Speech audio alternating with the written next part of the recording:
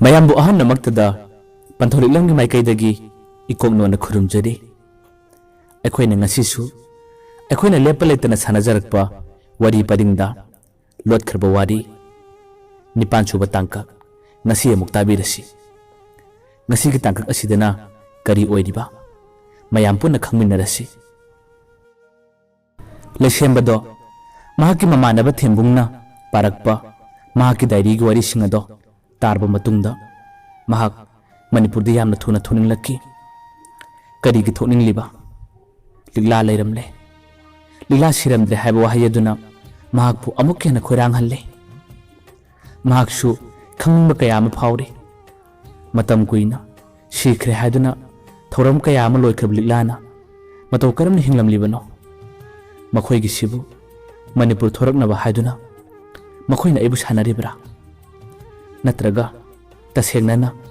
thawdo asiba chumlaba jatla haiduna lesembado wakhan kaya ma khalae yumdagidi mahak mapunsi ko ni yum palaroi haiduna manipur thadoktuna mafam asida lotlaga leiribane karino hauji aina tawgada basibo haiduna lesembado wakhal mon khalae mahak amuksu mamanaba thembunga wari sana ningle pau phona ningle mamanaba thembungi number di mangonda yawba natte mataw karamna mangonda pau phawgani mangonda pau haigani lesembado ngaktang wakhan kaya ama khallaba matungdadi kon thangda mahagna wari edu tharakliba channel aduda mahagna atopa mail amadagi comment piki mahagna number amasu piki mahagna pirakliba comment ado mamanaba thembung su thengnare comment ado hek thengnabaga lesemana pirakliba mobile number aduda mahak phone tawsile lesema phone pairae lesemana phone hek pairakpaga matam kuina wari sanaba phangdraba matam kuina unaba phangkidraba mamanaba anina wari sanaba mikup ado kayada nusiba lesema su kabbe mahaki mamanaba themung su kabbe wari kaya ama sanaraba tungda lesemana liglagi maramda wa kaya ama hanglae thembungna su liglagi maramda wari asengma pumba lire ligla siramdre ligla hinglammi haibagi pawse tasengna achumba oirambadagi lesembado mahak amukka hena charang khoirangna rae manipur da yamna thuna lakningi haiduna su mahak asomda thabak ama tawraga leiribani chuti lawba amuchu mathau tare lesembana amuksu mahakki mamanabada asumna hairae marup nangna liglada nanga iga wari sanai haiduna paw haibigano mamanaba thembungna hangi kariguna marup mana nangbu yamna wana ngaijaraga mangonda nungaiba paw se tamlabadi mahak amukke na harawgani mangonda haiba kari kaibage lesemana hairae mangonda haiba yadre tha amani sigi manungda manipurda yamna thuna ai tholaglage nangna haige haragadi kana khangandana nangna ikoi pabungi number amta lowbirao mangonda ai phone tawge nak aina hairabisi yabiyo nang yaragadi liladadi nanga iga wari sanai haidunadi takpiganu ko haiduna lesembana mahaki mamanaba thembungda fajana haijarami thembungsu lesembana fajana hairabanina mahaksu yare thembungna muk lesembada asumna hangi marup nangonda ekhoramgi number amata phawba haptabra yumgi mising natrabasu nangi marup mapang kanagumba amatagi number phawba nangonda save tawdabra lesemana hairae marup tasengna mak aidi yumdagi mangkhragi haiduna chatpane phone su pude karimata pude yumdagi budi bag ta paisa kharadi hapke masina maram oiraga wakhan kaya ama khallaba tungdadi ngasi manipur da aina leitrabasu atopa lamda leiraga punsi ase ningtamna hingba yabra yengi haduna tawkhibani nang aibu thajadabra kanagumba amatagi number yaude engonda nangna yaragadi pabungi number do nangna amukta pibirao pabung amadi imado yamna uninge kuire makhoi ga wari sanaba phangdaba nongmata phawba nuksiraba ima babado makhoi na ingonda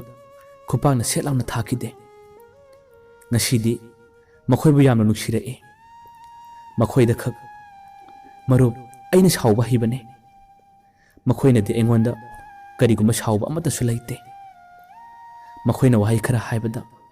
pamjadaba amadi yaningdaba gidamak ngasi aina yumlamdam bu thadoktuna mafam asida lotpane khalluraga yamna ningam lagte yamna thuna ai laklani nangna ngasi gi numitta yumgi misinga wari sananaba amukta sinbiyo matau asumna lesemana fajana hajarakpadagi thembungna makhoi gi yumgi mapagi number lauraga lesemba amadi makhoi gi yumgi mising wari sanahalle lesemba gi mamado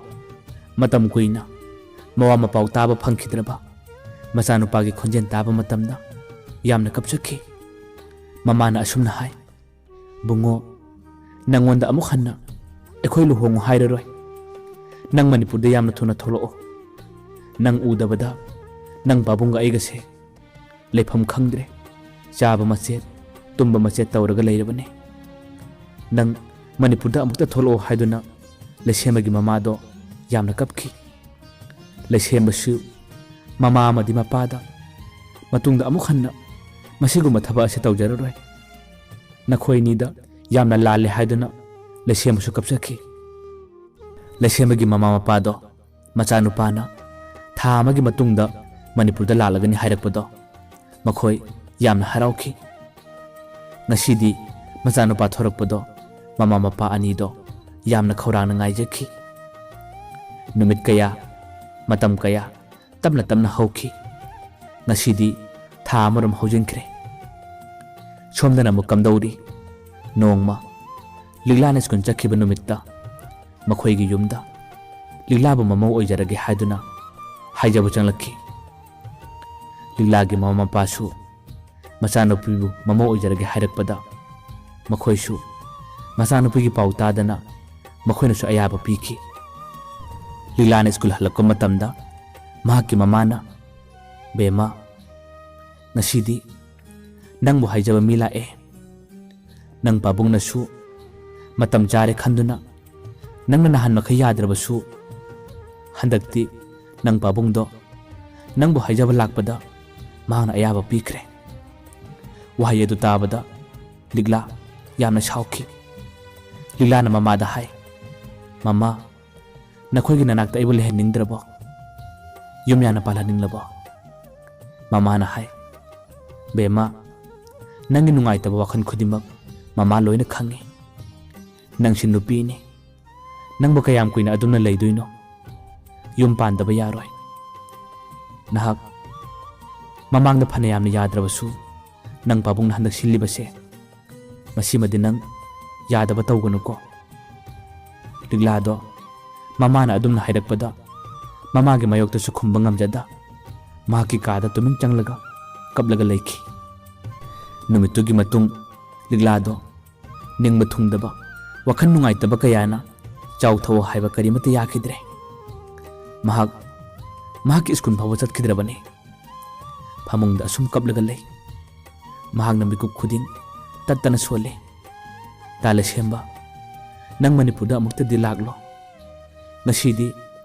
aigi ima pabungna makhoina aibu luhongnaba sille nang amukta dilak o haduna liglado lesemba bu kawra kapjai machanupina asumna numinini humni ase chak chaw tho yaraktabadagi mamana asumna hai bema ngasi nang pabunga iga siliba nupa se nang hayeng leirbo matamda wakhan nungaina momonong na leigadra khanduna nang pabunga iga sinmane nang na pamdrabadi kariga ikhoina siluni nang hayengdagi nangi skun chatpa hujaro tolusu tokpa tabani wahai asi hairakpada ligla wakhan yama nungaiki numittugi nonganmadagi ligla mahaki hanagum mahak skun chatpa haure Numit kharani gi tungdadi nongma Lilana school halapka matamda Lila gi mamana machanupi da asomna hairei Bema nangbu haijaba laklambado makhoi gi imungni misingna machanupa ga nanga sak amuktang khangna halo haiduna somi kada lehobane machanupa du tharakpane ngasi thengnaraga nangi apam pamda mangonda loina haidokra nangonda di aikhoina nam haduna nangbu luhongna bakhak hairaroi ngasi nasana sa unaraga nangi apam pamda do mangonda loina haikro haiduna mamana hairakpadagi liglado mahaki skul dressing ado loina hongdoklaga nupadugi manakta cha piba changlae mahana changlakpagadi phamlumliba nupado atai kanasu oiramdre lesemba oirame lesemba hek ubo mikup aduda liglado kan hauna kablae matam kuina ubo phangkhidraba nuksiraba sapham amana makhoi ka aduda phamlaga leirambada ligla thajadaba amadi nungaiba harauba kaya aduna kan hauna kablae lesemana haire karigi kana kabino mitani to oyarase lesemana liglabu theme liglado lesemba ubo mikupta mahaki thamoida nungaiba harauba kaya aduna loinana mamittagi mapidi khak chintharakono haiba yadre lesema sukabe makhoi ani ngaktang wari sanaraba tungda Lilana haire da ngaktang phamlamo chanaba pot khara lokthorake haiduna Lila du changki Lila changkharba matungda Lila gi mamado lesema gi manakta changlai mamana asumna haire bungo nang mama khoi bulana logonu ko luhong base ekhoi gi icha nupi na pamdre mayam punamakpu pantholiklamna wari sibu losilap kami kupta ikok non khurum jari ngasi ki tagak asibu tabiraga kari oiriba mayamna comment tawbiramo